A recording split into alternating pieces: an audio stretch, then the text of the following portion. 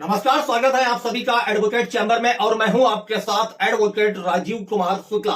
आज बात करेंगे ट्रायल अर्थात विचारण पर। एफआईआर से लेकर जजमेंट तक क्या प्रोसेस होता है, इसके बारे में आज हम आपको संक्षेप में बताने वाले हैं। कहीं मत जाइए, इस वीडियो में अंत तक बने रहिए।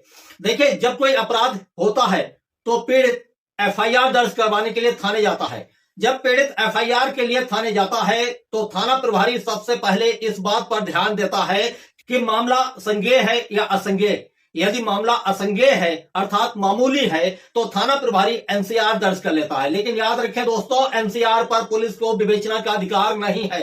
यदि आप एनसीआर पर विवेचना करवाना चाहते हैं तो आप न्यायालय के समक्ष जाएं और सीआरपीसी की धारा 155(2) के तहत प्रार्थना पत्र दें। न्यायालय के आदेश के बाद ही एनसीआर पर विवेचना होती है।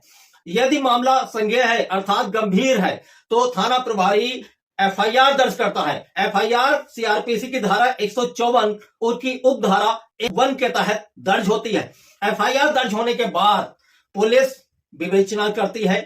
पुलिस विवेचना में गवाहों के बयान लेती है।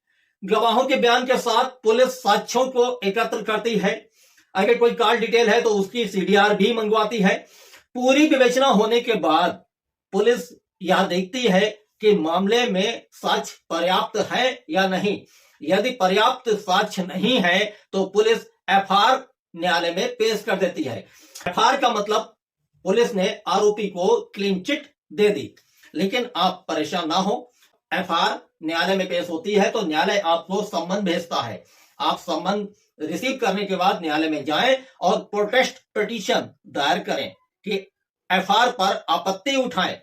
यदि आपकी प्रोटेस्ट अलाउ हो जाती है तो आपके और आपके गवाहों के बयान होते हैं और आरोपी को तलब कर लिया जाता है।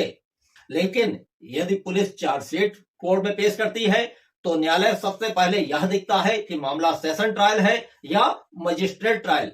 यदि मामला मजिस्ट्रेट ट्रायल है तो मजिस्ट्रेट कोर्ट में केस का ट्रायल चलता है।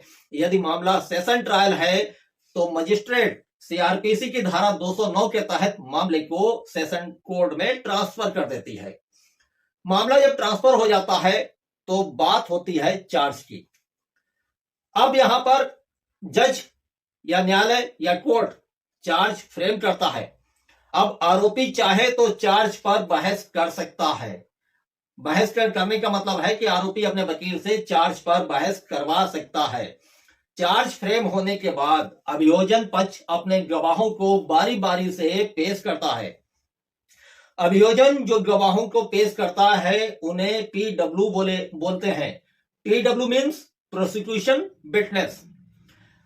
जब अभियोजन गवाहों को पेश करता है तो डिफेंस एडवोकेट उनसे क्रॉस करता है अर्थात जिरह करता है।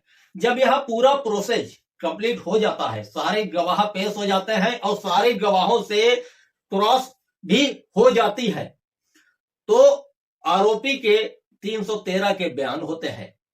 अब जब आरोपी के 313 के बयान होते हैं तो आरोपी चाहे तो अपने गवाह पेश कर सकता है, जिसे बोलेंगे डीडब्ल्यू अर्थात डिफेंस विटनेस। जब 313 के बयान हो जाते हैं उसके बाद बहस होती है। यह बहस दोनों अधिवक्ता करते हैं। अब अधिवक्ता यह बहस मौखिक भी कर सकते हैं और लिखित भी। यदि लिखित बहस करते हैं तो दोनों अधिवक्ता अपनी बहस को लिखेंगे और कोर्ट में पेश करेंगे।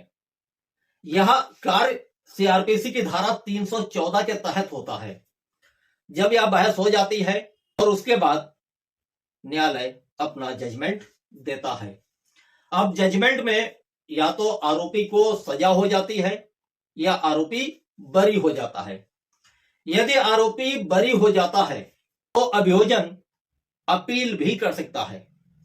आपने देखा है जब कोई आरोपी बरी होता है तो उससे जमानत ली जाती है, बेल वारंट भरवाए जाते हैं। यहां बेल वारंट इसीलिए भरवाए जाते हैं, यदि अभियोजन या स्टेट अपील करता है तो आरोपी को संबंधित न्यायालय में अपीली कोर्ट में हाजिर होना पड़ता है।